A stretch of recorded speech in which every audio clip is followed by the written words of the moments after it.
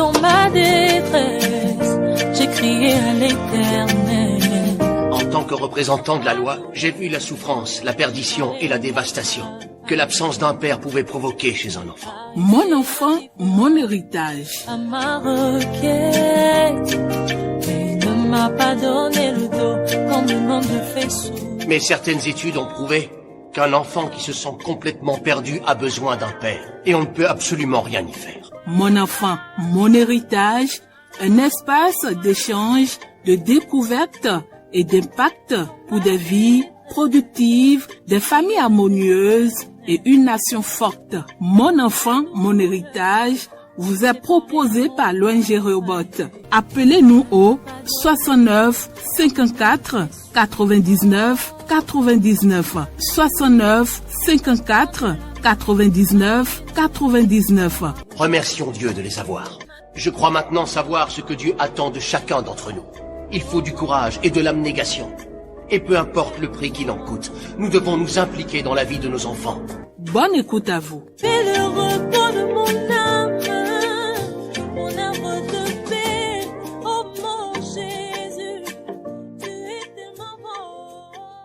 Bonjour ou bonsoir chers parents et chers futurs parents. Je suis Chantal Dovonou, conseillère matrimoniale, mari et mère de 5 enfants. Je vous souhaite la bienvenue sur votre émission « Mon enfant, mon héritage ». La dernière fois, nous avons commencé à aborder les différentes phases de l'enfant. Et nous avons parlé également des différentes crises que traverse l'enfant. Et aujourd'hui, nous parlerons de la deuxième phase qui est la phase de la petite enfance qui va de 3 à 5 ans. Mais avant, laissez-moi vous dire qu'à 3 ans, l'enfant vit également une crise.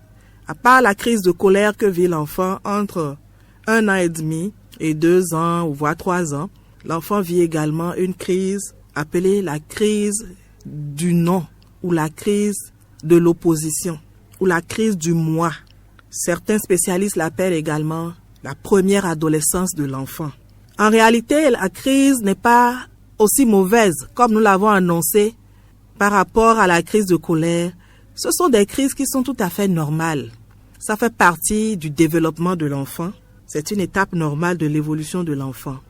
En fait, la crise du moi, elle se manifeste simplement parce que votre enfant se rend compte que je ne suis plus un bébé, maintenant je marche, je suis debout, je suis quand même une personne en bonne et due forme. Donc, il veut manifester son moi qui est en train de pousser, qui est en train de sortir de lui. Et du coup, il s'oppose aux instructions de ses parents. Mais malheureusement, les parents ont souvent une réaction négative parce que ne comprenant pas ce qui se passe à l'intérieur de l'enfant.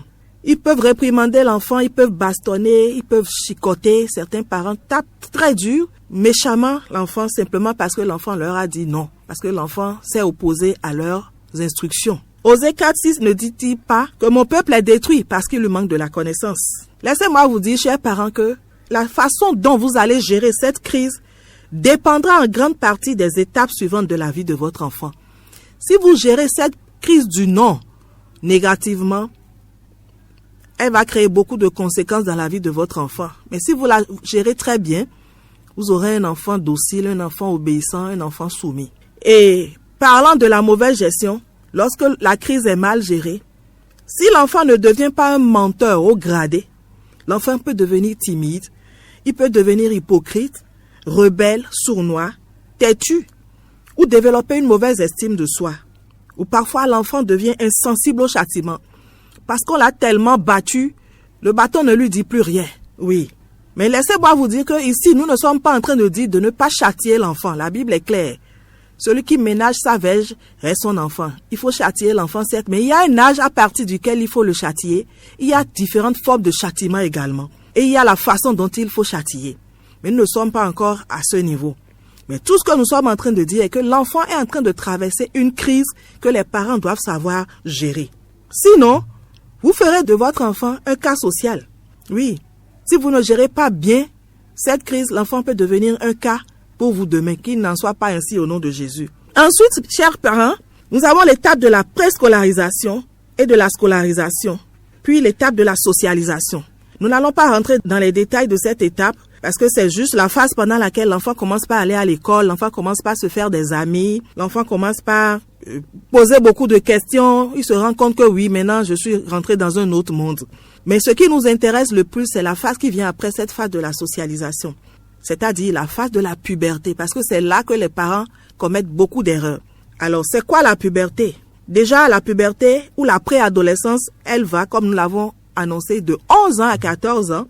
Mais aujourd'hui, elle peut descendre jusqu'à 9 ans. Donc, de 9 ans jusqu'à 14 ans.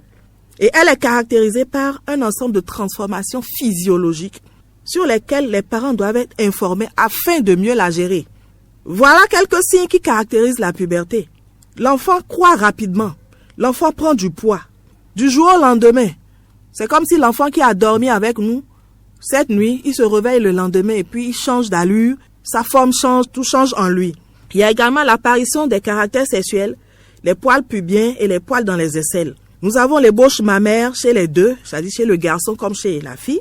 Nous avons l'apparition des premières menstruations. Nous avons l'apparition des premières éjaculations chez le garçon qui souille son lit. Nous avons le changement de thème vocal. Chez la fille, sa voix est plus fine et chez le garçon, sa voix est plus grave. Conséquence, l'enfant mange plus que d'habitude. Et lorsqu'il n'est pas bien alimenté, cela peut entraîner une perturbation du développement en cours. Cette grande sollicitation le fatigue au point où il dort beaucoup. Il dort tôt et il se réveille tard.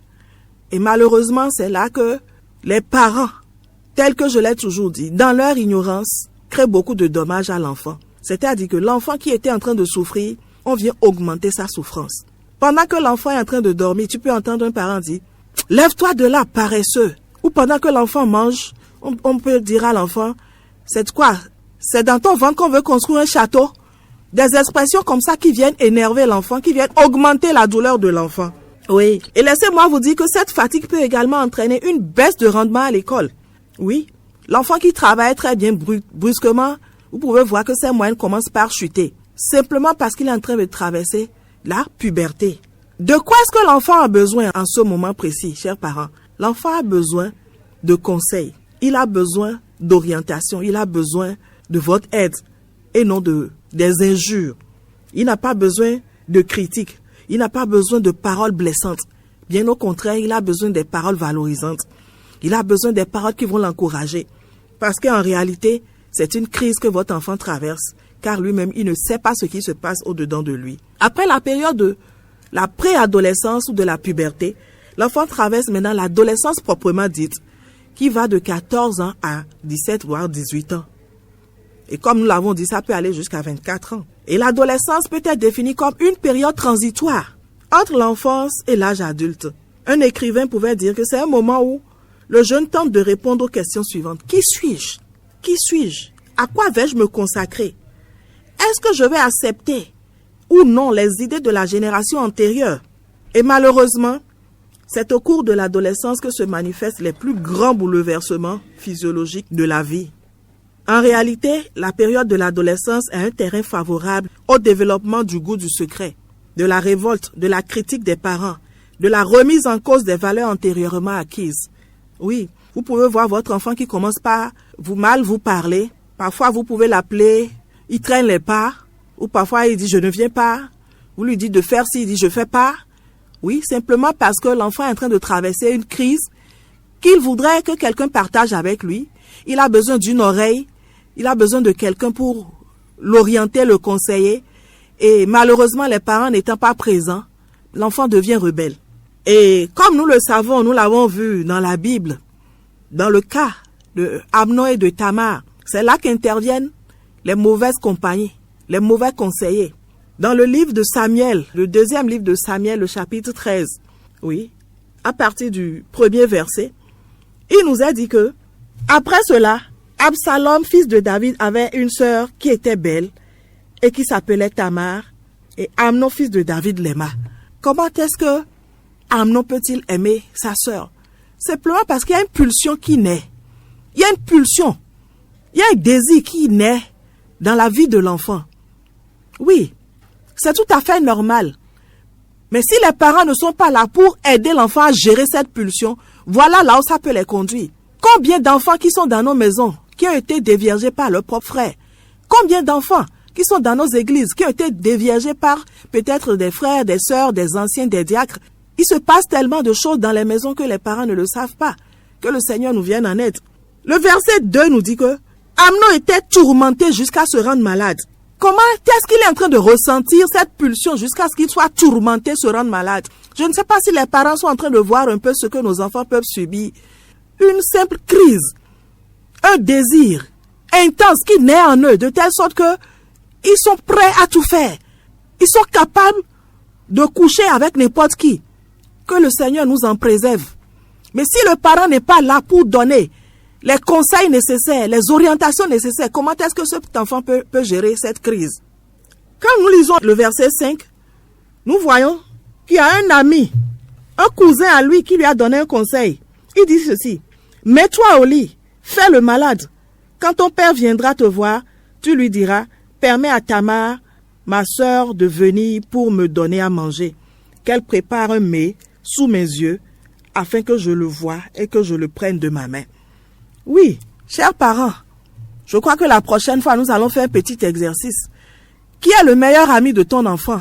Est-ce que tu connais celui qui a de l'influence sur ton enfant? Comment est-ce qu'il s'appelle? Qu'est-ce qu'ils se disent? Oui, tu dois t'intéresser à la vie de ton enfant. Je ne dis pas d'être un contrôleur, non. Mais il faut s'intéresser à la vie de l'enfant. Il faut connaître ceux avec qui ton enfant fréquente, ceux avec qui ton enfant parle, ceux qui ont de l'influence sur ton enfant. Tu dois le connaître. Sinon, pendant que l'enfant, il vit cette crise et que le parent n'a pas le temps pour l'écouter, quand les Jonadab vont venir lui donner des conseils, c'est là qu'interviennent les grossesses précoces. C'est là que l'enfant devient encore plus rebelle. L'enfant s'oppose aux parents. L'enfant, c'est-à-dire, devient insolent, excusez-moi le terme, impoli.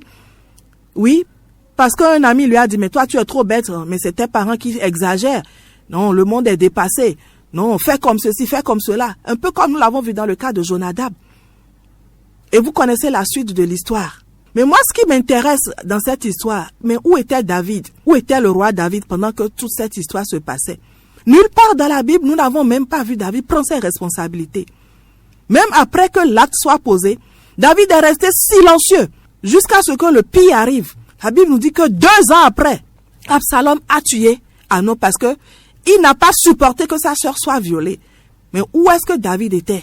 Chers parents, chers futurs parents, le Seigneur vous exhorte à être plus vigilants, à être plus présents dans la vie de vos enfants.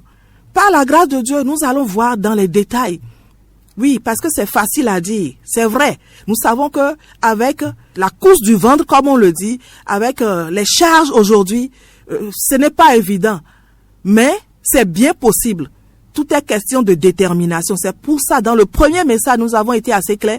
Pour éduquer un enfant, il faut non seulement du temps, mais il faut de la détermination.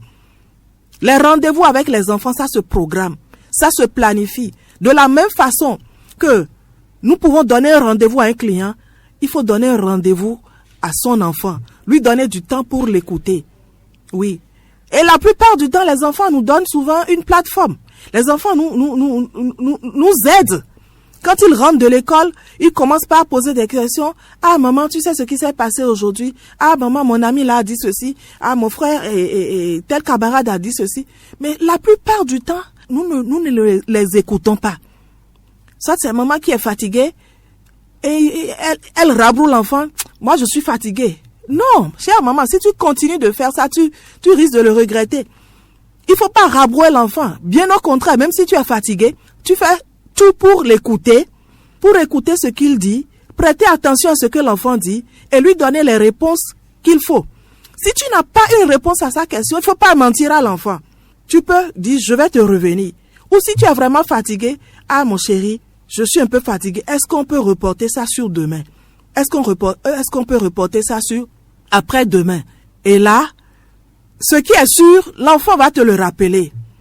Ah maman, tu as dit qu'on allait parler. Demain, on allait parler. Donc, chère maman, trouve du temps pour tes enfants. Cher papa, trouve du temps pour tes enfants. Il y a une autre émission, un autre numéro que nous réservons spécifiquement pour cela, pour que vous compreniez comment est-ce qu'on peut vraiment accorder du temps à son enfant pour faire de son enfant son meilleur ami. Que Dieu vous bénisse. Demeurez richement bénis. Voici la question du jour. Quelles sont les conséquences de la puberté? Quelles sont les conséquences de la puberté? Que Dieu vous bénisse. Dans ma détresse, j'ai crié à l'Éternel. Je crois maintenant savoir ce que Dieu attend de chacun d'entre nous. Il faut du courage et de l'abnégation. Et peu importe le prix qu'il en coûte, nous devons nous impliquer dans la vie de nos enfants. Oh mon Jésus.